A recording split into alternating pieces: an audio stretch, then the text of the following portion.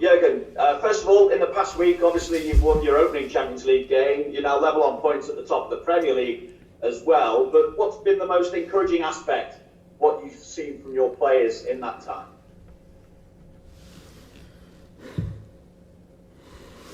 Oh, look, the last week was not the best week of our lives. Let me say it like this: it started with a really good football game with some things which we obviously didn't like and which don't help. And so then it's all about showing reaction, because you cannot influence the things what happen to you in life, but you can influence the response you show. And I like the response, to be honest. It was the boys were really ready to work extremely hard again, show real resilience, fighting for a result, digging in, all these kind of things, which is important. I expect that actually, but after the very, very long, very, very good time we had, it's then possible that people react differently, and my boys didn't. So they did exactly what I thought they will do. They fought as much as they could, and we won both games. So that was the part I liked most. In terms of the squad as well, Jurgen, how are you looking injury-wise? I'm thinking obviously Naby Keita, Thiago, Joel Matip. Are they available for Champions League action this week? Don't think so. How long are you looking at for those three? Oh, it's still what I said last week. We look day by day, but it seems, it looks like that it will. We need a few more days. So for tomorrow night, they probably will not be ready. Okay, fantastic. We go to Ian for two questions, or one question for TalkSport, and then we'll go through the list. After that, we'll go to Lace Vogue, who I'll promote to panelist Ian. Hi, Jurgen. Hi. Sort of two questions in one. First of all, how much are you looking forward to, again, being back at Anfield and maybe exercising the ghost of Atletico Madrid from last year? And how much do you know about Midtjylland and what sort of threat they'll pose you? Since yesterday, I know a lot. Before that, to be honest, I knew a little bit about what the story of the club, if you want, the things they tried, using science a different way, working really very specific, very interesting project, I have to say. And so now, since yesterday, I saw plenty of games and some summaries, and so now I'm in the picture. And they are good. They are really good. And the 4-0 against Atlanta was not a 4-0. It was a 4-0 because that's the result, but it didn't look like this kind of game. They were really in the game. Possession, it was pretty level, both teams. The football playing side, different ideas, depends to what the opponent is. So they are flexible as well. So it's a challenge. It's a real challenge. And we have to be ready for it. And that's what we try to be. They're kind of modelled, or they're owned by the people that own Brentford as well, so they're all sort of modelled together, aren't they, really? Yeah, how I said, it's interesting. So they actually, it's meanwhile 5 years ago, but in my break I was I was interested to go there for a while, Midtjylland or Brentford, just to have a look what they do exactly. So, but then I signed for Liverpool, so I couldn't do that. But that shows just it was already 5 years ago, and it is still. So yeah, it's a interesting approach. Okay, thank you, Ian. We go to Lass. I hope I pronounced your name correctly. And after Lass, we go to Kenneth. So Lass, I presume you're from Denmark. Yeah, By the way. Hi, Jürgen. Hi. You coached a couple of Danish players through your years in the Bundesliga. What is your general impression of Danish football players? I'm not sure of mine. If Leon and Bo, who do you have? Mohammed. Is Mohammed Zidane a Danish football player? No, he grew half Danish. Half Danish. I take that. They're all pretty different. So Bo became meanwhile a pretty promising manager. Mohammed is a businessman, and I don't know exactly what Leon is doing at the moment, but I think he's still living in Germany. So brilliant characters. What can I say? Hardest worker, funny people. If they are role models for all Danish people, then congratulations. So that's I only have good experience with them, to be honest. I like the country, always did. Was there as a kid already on holiday. Don't know exactly why, but I was there. So and it's I have only good memories on that. So, but now we play Midtjylland, and I don't know how much that says about Danish football in general or whatever. It's just what it shows about football in general is that a lot of things are possible if you think quicker or different to other people. If you try it in a different way, then you can, make big jumps. I think in Denmark, pretty much the Copenhagen teams were used to be the main teams, and now this team is disturbing that a little bit, and they have all my respect, to be honest. So we are not like this, that we think we are Liverpool and they are Midtjylland, and we don't know exactly how we write it. We really respect them a lot because we understand football, and in football a lot of things are possible in a positive way if you show the right attitude, in a negative way if you don't show the right attitude. I'm sure Midtjylland will show the right attitude, so we have to do that as well. We have to bring our 100%, and then we have a chance, and we don't need more.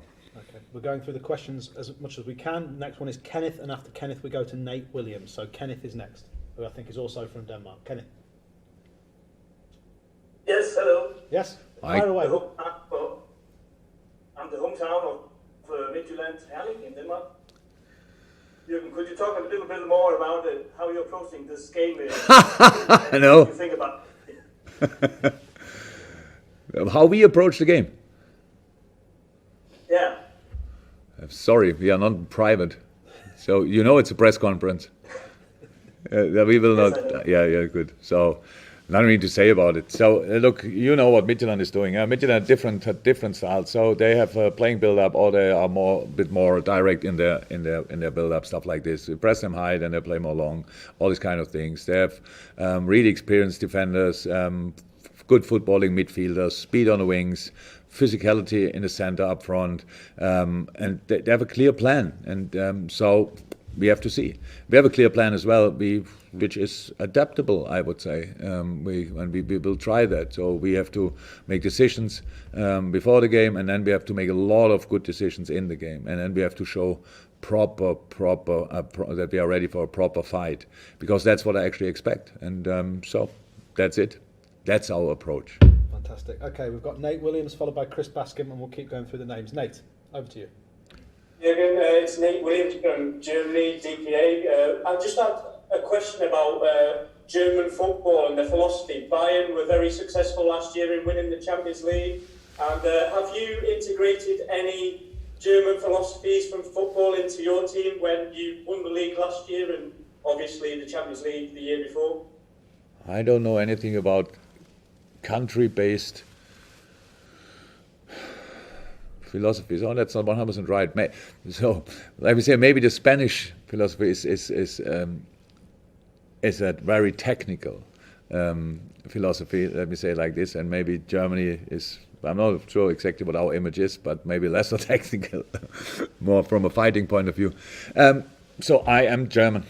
I lived for the majority of my life in Germany. I'm educated there. I'm raised there. So probably, yes, some German things will be in my philosophy. But unfortunately for you, or for the question, I never thought about my philosophy really. I just what I did, what is right, and didn't write it down or told anybody.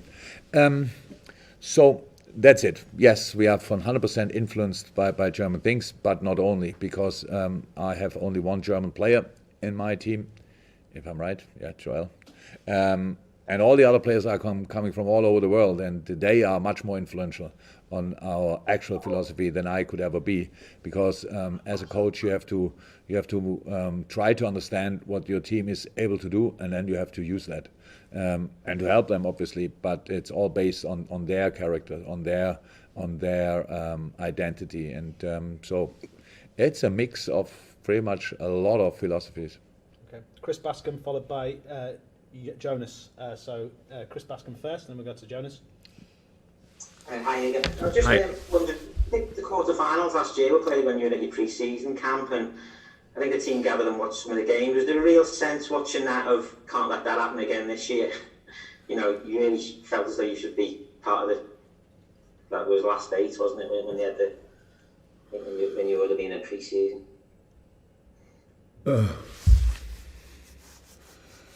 I don't. Yes, should not happen again. Of course, but yeah, it's far away. Yeah. So we played a really good game. I know people forget that. They tend to forget that when you lose a game. But we played a really good game at Madrid. Lost there 1-0, but we're in the game against a difficult side to play. And played a super game at home, which we lost. Sounds crazy, but we played a really good game. And what can you do more than being one time at least level and one time the better team? That means usually, if you use your chances, that you go through. So performance-wise, it was not a problem. It was a very strange time. That time we heard the day before a lot of things, 2 days, 3 days before, a lot of things. It was the last game before lockdown. So this is not an example for what how we should do it or how we shouldn't do it.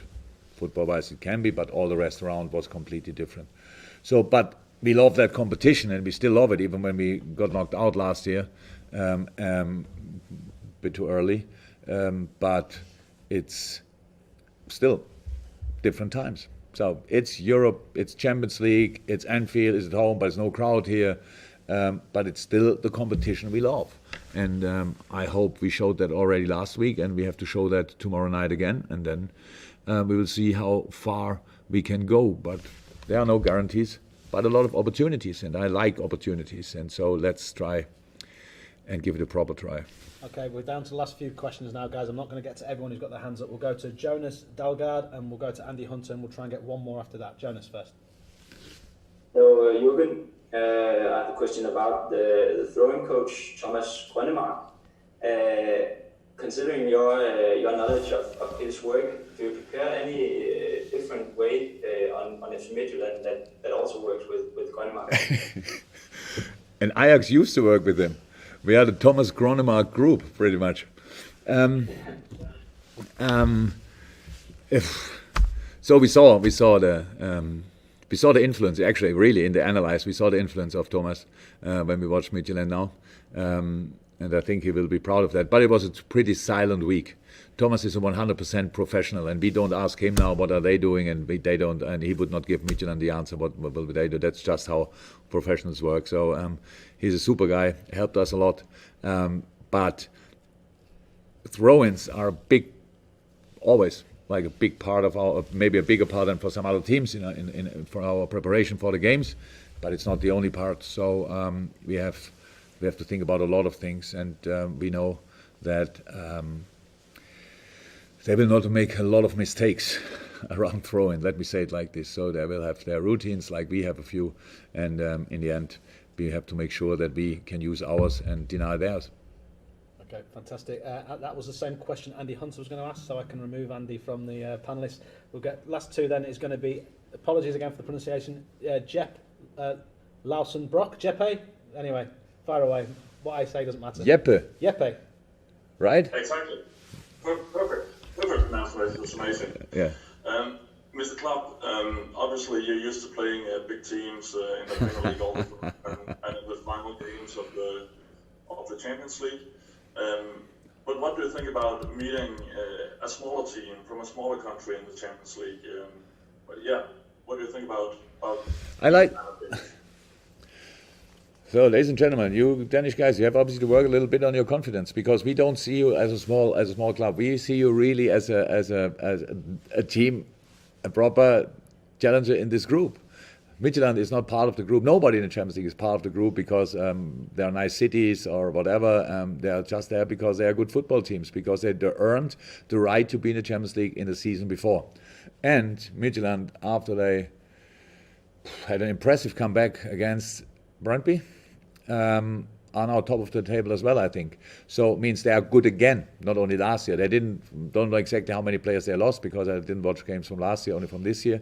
But it is just a good football team. And in football, that's the thing we probably all love most about it. Pretty much everything is possible. We use that from time to time for us, so maybe from another perspective. But I'm sure Midtjylland sees it exactly the same way. So they don't wave already with the white flag. So they will be here and try to do everything they can. It was always the case and was never different. And I would expect that exactly like that, and we respect that. And so there's no smaller team in the Champions League. There are only teams. And how small or how big you are, you show on the pitch in the game and not in any press conferences before. Fantastic. Then the final question is going to be Sammy Pettersson. This is the final question to Mr. Klopp. Reminder again that Alisson Becker will be our player in a few moments' time, and also a reminder, if you want a recording of this, you need to contact UEFA. But Sammy, the final question in the press conference to our coach. Yes, hello, Mr. Jurgen Klopp. Hello. Sammy from Copenhagen here. I was wondering, what do you have to say about you lost Virgil van Dijk to a serious injury, and you played two games without Virgil van Dijk. You won the 2 games, but what do you see in the defense? How are you coping with without Virgil in the defense, do you think? As good as possible. Look, every team in the world would miss Virgil van Dijk. He is the best centre half in the world.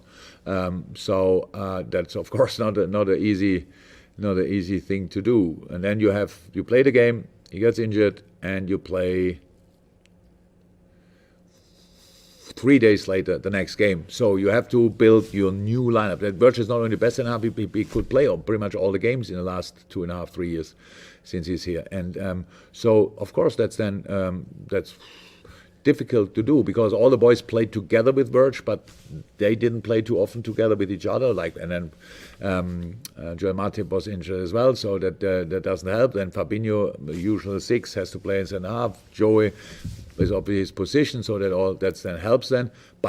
And then Trent and Robbo left and right, so they are not used to each other as much as pretty much all other pairings. And yeah, for that we did pretty well. And that will get better 100%, because unfortunately pretty much all the things in life need time. And defending needs time as well to bring it on a specific level especially. And so as a start it was okay. But we all expect pretty much not perfection, but not too far from perfection from us. And that means there's space for improvement. That's okay, but how is that? Everybody needs time to replace a massive player or person.